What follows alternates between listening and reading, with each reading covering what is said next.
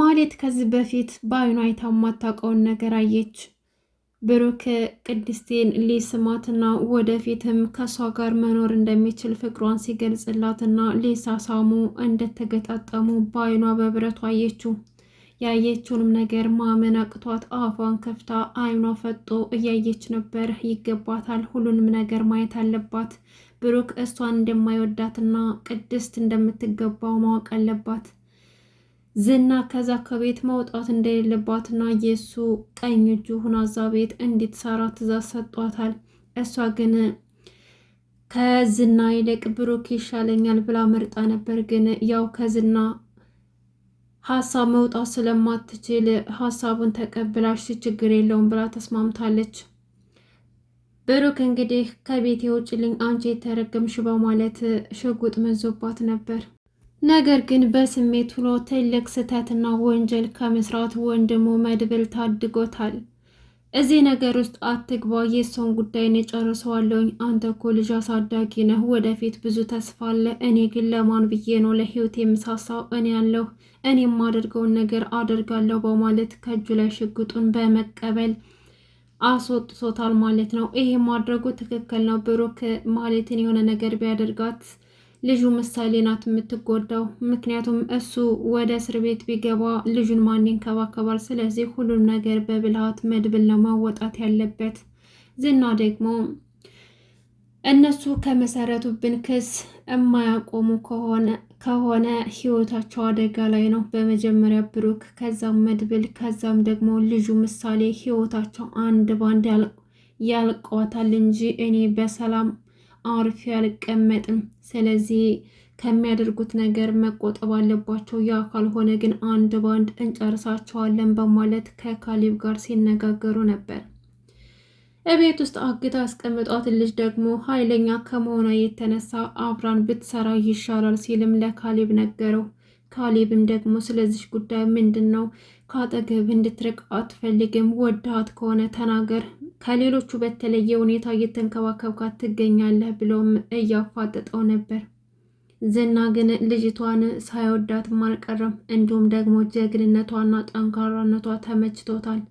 የምትላቸውን ማትቀበል ከሆነ ግን ኩላሊቷን አውጥተው ለውጭ ዜጎች አሳልፈው እንደሚሰጡትም ሲናገሩ ነበር። ይሄ ደግሞ ምን ያክል አረመኔና ጨካኞች እንደሆነ ነው የሚያሳየው። ሕግ ባለበት ሀገር እንደዚህ በሰው ነፍስ እየተጫወቱ መኖር የለባቸውም። የእጃቸውን ማግኘት አለባቸው።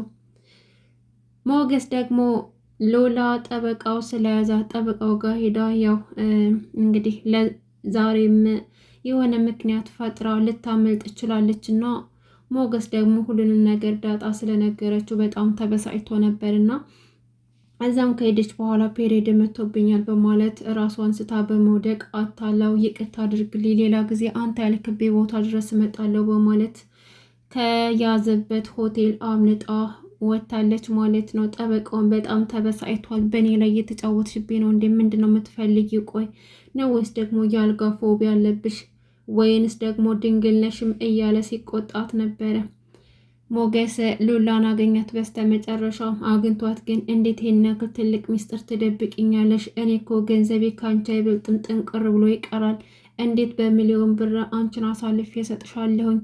ወንድ ልጅ እኮ በሚስቱ መደራደር የለበትም። ሁሉም ነገር ሊቀር ይችላል። ነገር ግን እንዴት ትደብቅኛለሽ? በማለት ሉላ ላይ ይጮህባታል። ሉላም ደግሞ እኔ ምን ላድርግ? ምንም እኮ ልትረዳኝ አልቻልክም።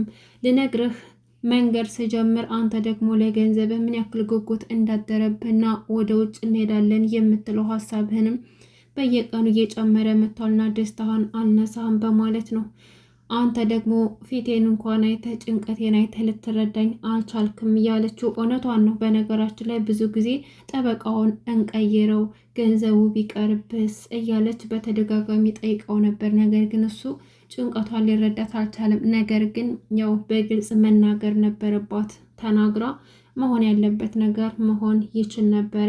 አሁን ላይ ፍቅራቸውም አደጋ ላይ ከሚሆን ማለት ነው። እና ዞሮ ዞሮ ሞገስ ያው ተረድቷታል። ከዚህ በኋላ ያለውን ሊያስተካክል ይችላል፣ ግን ዝምታዋ እሷንም ጎርቷታል። መድብል ደግሞ ለኤፍራታ ማስጠንቀቂያ ሰጣት። እህትሽን አንድ እንድታያትና ከቤታችን ቀጥ ብላ እንድትወጣ ንገሪያት፣ ካልሆነ ግን እቤታችን ገብታ ዘረፈችን በማለት ክስ ልናቀርብባት ነው። እስር ቤት ከምትሄድ እህትሽን ካለችበት ሁኔታ እንድታወጫ ትፈልጋለሁም ሲል ነገራት። ኤፍራታም ደግሞ አሁን ላይ ተጸጽታ ነው የገባችው እንጂ ዝና ዟት አይደለም። ዝናም የሚፈልገውን ነገር ሲያጣ አውጥቶ ጥሏታል። እኔም ደግሞ ቤቴ እንዳትመጣ ከልክያት አንቃይ ነበር ከዚህ በፊት። ስለዚህ ስለሷ ምንም ነገር አይመለከተኝም፣ እንደፈለጋችሁ አድርጓት። አሁን ግን ዝና እዛ ቤት እንዳላካት እርግጠኛ ነኝ፣ በራሷ ተጸጽታ ነው የመጣችው ብላም ነገረችው። እሱ ግን ሊያምን አልቻለም። ከዚህ ነገር ጀርባ ዝና እንዳለና አሁንም የእነሱን ተልዕኮ ልትፈጽም እንደመጣች ገብቶታል። አረ ማህሌት መውጣት አለባት ከዛ ከቤት ጭራሽ ማለት ነው። ማህሌት እዛ ቤት ካለች ጭራሽ ብሩክና ቅድስት የመጋባታቸው አቅም በጣም ትንሽ ነው ማለት ነው። ምክንያቱም አለሳልሳና ተመሳስላ አሁንም ብሩክን ልታታልለው ትችላለች ማለት ነው። ስለዚህ በፍጥነት ማህሌት ከዛ ቤት መውጣት አለባት እና ብሩክና ቅድስቴ ደግሞ መጋባት አለባቸው ነው የምለው። ውድና የተከበራችሁ የቻናል ቤተሰቦች እንግዲህ ምሳሌ ይሄን ይመስል ነበር። ሰብስክራይብ ያደረጋችሁ እንዲሁም ቪዲዮን ስታዩ ላይክ ማድረጋችሁን